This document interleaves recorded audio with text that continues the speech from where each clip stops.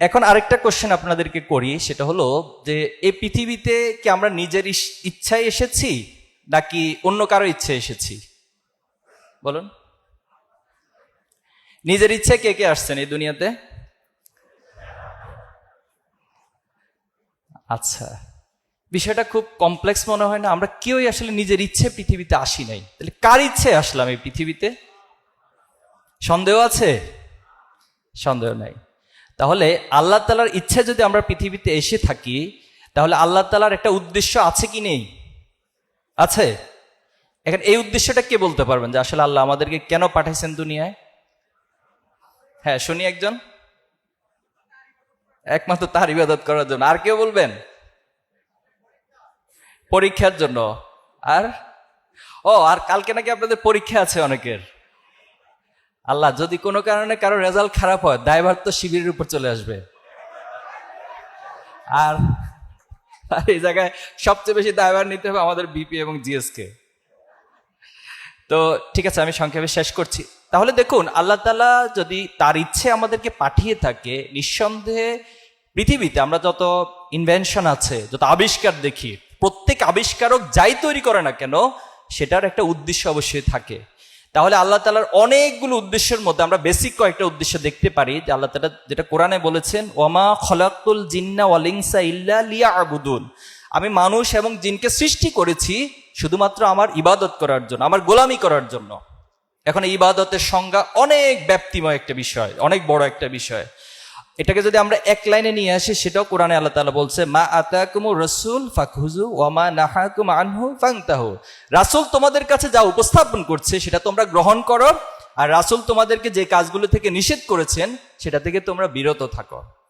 এখন দেখুন, আমরা যদি আল্লাহর গোলামি করি, তাহলে এটা উপকারটা কার? আল্লাহর না আমাদের? আমাদের।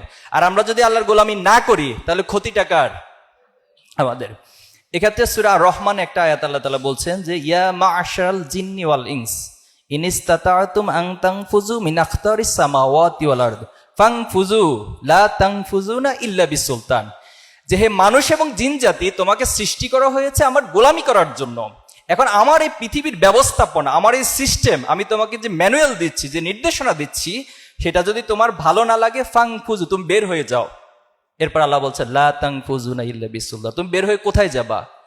এই পৃথিবীতে যদি আপনাকে ঢাকা বিশ্ববিদ্যালয় থেকে বের করে দেয়, আপনার তো চিটং গিয়ে ভর্তি হবেন, চিটং থেকে বের করে দিয়ে রাজশাহী ভর্তি হবেন, বাংলাদেশ থেকে বের করে দিলে ইন্ডিয়া অথবা অন্য কোথাও যাবেন। কিন্তু আল্লাহর রাজত্ব থেকে বের হয়ে কোথায় যাবেন? পৃথিবী থেকে ছেড়ে দিয়ে যদি আপনি চাঁদে যান, চাঁদটা কার? সন্দেহ আছে? আপনি মঙ্গল গ্রহে বলবেন যে আমি মঙ্গল গ্রহে চলে যাব, এই ব্যবসা বাণিজ্য ভালো লাগে না, এত উদ্যোক্তা, এগুলো সব বাদ, এত পড়াশোনা। মাঝখানে আপনারা ডাকসুর ইলেকশনের সময় সম্ভবত সাদিক ক্যাম্প ব্যাগে একদম বলতেছেন যে বিজনেস স্ট্র্যাটেজি, এত পড়াশোনা একটু কমানোর সুযোগ আছে কিনা, ভিডিওটা দেখছিলাম আমি। তো এ জাতীয় কিছু বিষয়, তো সবকিছু ছেড়ে দিয়ে যদি আপনি মঙ্গল গ্রহে চলে যান, সেই মঙ্গল গ্রহটা কার? নিঃসন্দেহে আল্লাহর। তাহলে লিল্লাহি মুলকুস সামাওয়াতি ওয়াল আরদ, আসমান ও জমিনে যা কিছু আছে সবকিছু আল্লাহ তাআলার জন্য। তাহলে এখন আমরা যে আল্লাহর গোলামের জন্য সৃষ্টি করা হয়েছে, এই গোলামির যে নির্দেশনা, এটা আপনাকে কোরআন থেকে নিতে হবে, আল্লাহ রাসূলের সুন্নাহ থেকে নিতে হবে। যালিকাল কিতাবু লা রাইবা ফিহি, সেই কোরআন থেকে আপনাকে পড়তে হবে। একটু জানতে চাই, আপনাদের নিজেদের কাছে কোরআন সংরক্ষিত আছে কার কার? একটা কোরআন অর্থ সহ হোক অথবা অর্থ ছাড়া হোক, ইংলিশ হোক, ম্যাক্সিমামের কাছে আছে। ধন্যবাদ আপনাদেরকে। যাদের কাছে নাই, আমি ফরাদ ভাইকে অনুরোধ করব একটু যাদের কাছে নেই পৌঁছানোর ব্যবস্থা করবো ইনশাআল্লাহ। এখন আসেন, আমি সেকেন্ড যে বিষয়টা আপনাদেরকে বলতে চাই, যে আপনারা তো দুনিয়ার অনেক ব্যবসার কথা আজকে আলোচনা হয়েছে। আমরা কোরআনের একটা আয়াতকে যদি একটু সামনে রাখি, আল্লাহ তাআলা নিজে আমাদেরকে একটা ব্যবসায়ের অফার করছেন।